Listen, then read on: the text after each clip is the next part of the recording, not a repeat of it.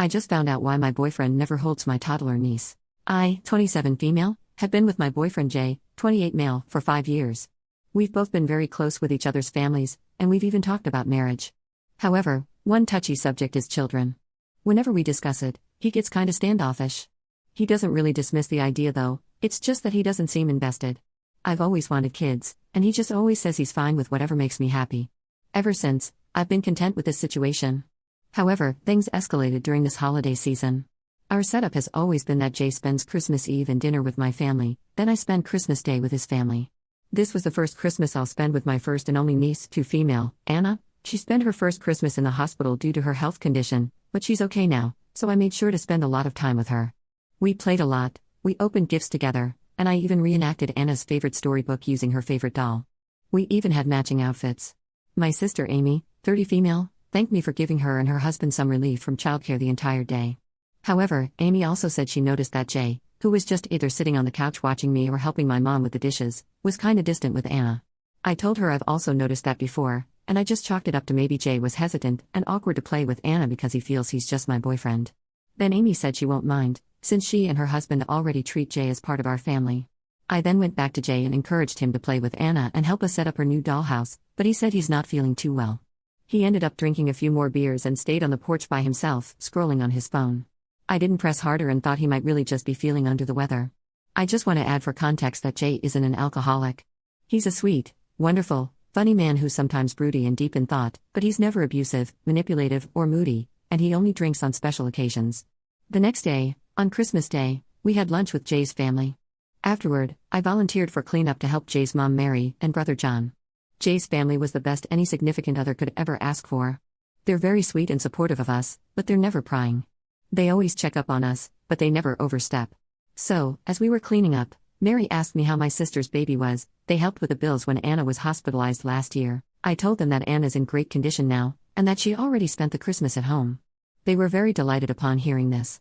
Then, I shared with them the thing I noticed about Jay.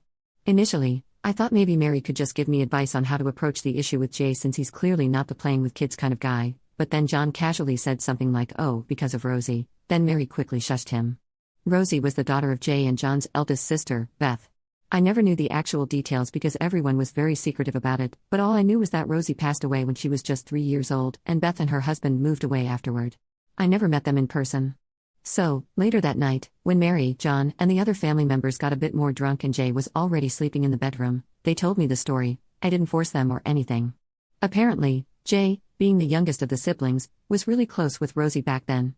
Jay was just around 14 years old when Rosie was born, so he became the super fun uncle, like I am now with Anna. He was actually Rosie's best friend. Then, on summer of 2012, Jay was playing with Rosie outside. He was blowing bubbles and she was chasing and popping them, when a speeding car, driven by a woman who was distracted on her phone, skidded into the yard toward Rosie's direction. Jay reacted quickly and was able to reach and grab Rosie so the car actually hit him, but the impact of the crash caused Rosie's head to whiplash as Jay hugged her. Jay was in a coma for 3 days and had multiple severe injuries and internal bleeding, but Rosie didn't make it. Everything was caught by the neighbor's CCTV, so everyone knew that Jay was a hero for trying to protect Rosie. It was even covered by the local news, but Beth, who was understandably in grief, resented Jay for not being able to save her daughter. Beth and her husband then decided to move to another country to cope with their grief and start a new life, and they've had minimal contact with the family ever since. Jay, meanwhile, took the loss really hard. He blamed himself for not being able to save Rosie and not being able to attend her funeral since he was still at the hospital at that time. Mary said that Jay was never the same after that. He never went near kids, and he became a lot colder, quieter, more reserved, and antisocial. He also had anger issues, but it thankfully went away. I haven't had any issues with this. We also live in an area where people don't really believe in therapy, so Jay never received professional help. After learning all of this, I bawled my eyes out because I never knew Jay was carrying such a heavy burden. The whole incident became a taboo family secret that no one mentions in fear of Jay breaking down or doing something he might regret, although to be fair, he's never had violent or self-harm tendencies ever since, so this was just a precaution. They also never told me before because they assumed Jay would be the one to tell me, but I told them that he never did, and that I never really asked him.